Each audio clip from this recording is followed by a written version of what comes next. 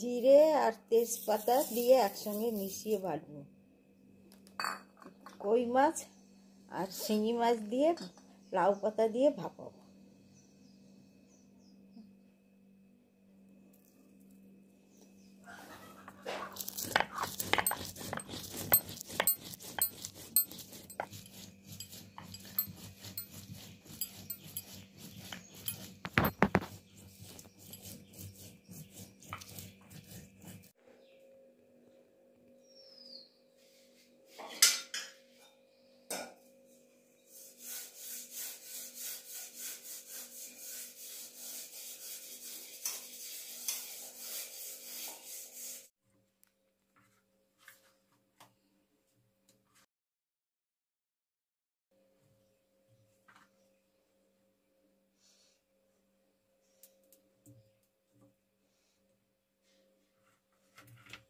এই যে ছোট ছোট শিঙি মাছ, কই মাছ আছে দুটো, আর দুটো ল্যাঠা মাছ আছে।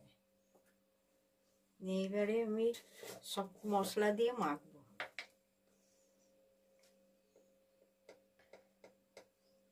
এই হলুদ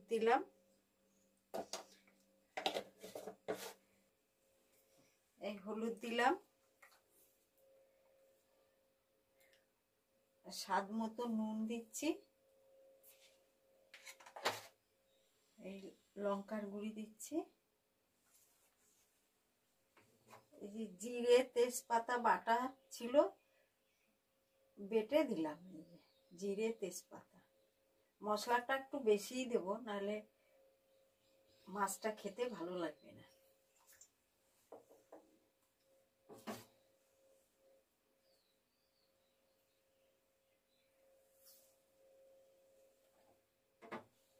কাঁচা তেল দিচ্ছি,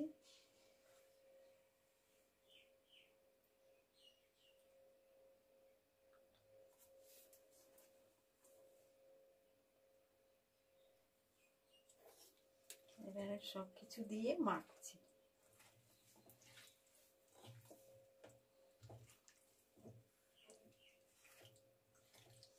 লাউ পাতা দিয়ে কড়াইতে লাউ পাতা দিয়ে ভাপাবো। লাউ পাতার উপরে মাছটা দিব।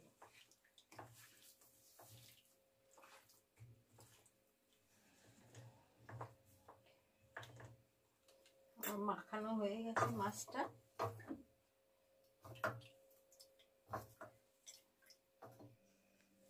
এই কড়াইতে একটা একটা করে লাউ পাতা সাজাবো।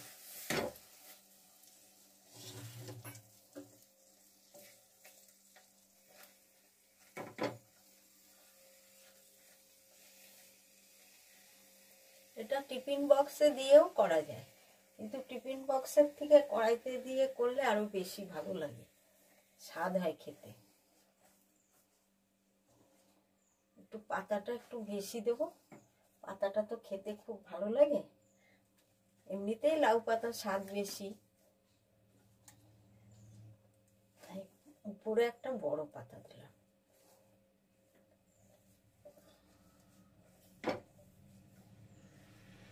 এবারে আমি মাছ আলুটা দিয়ে দিচ্ছি লাউ পাতার উপরে।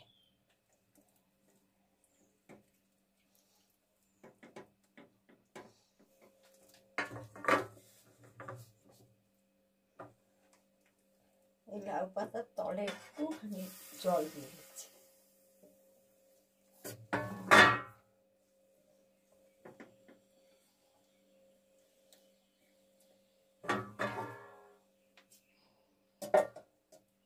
আমি গ্যাসটা ধরিয়ে আস্তে আস্তে হবে, এটা বেশি জোরে জাল দেওয়া যাবে না।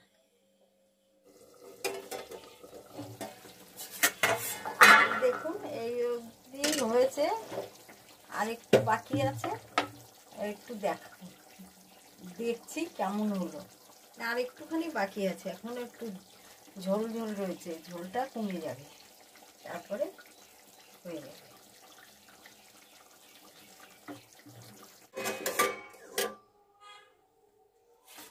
আমার রান্নাটা হয়ে গেছে, আমি এখন নামিয়ে দিচ্ছি।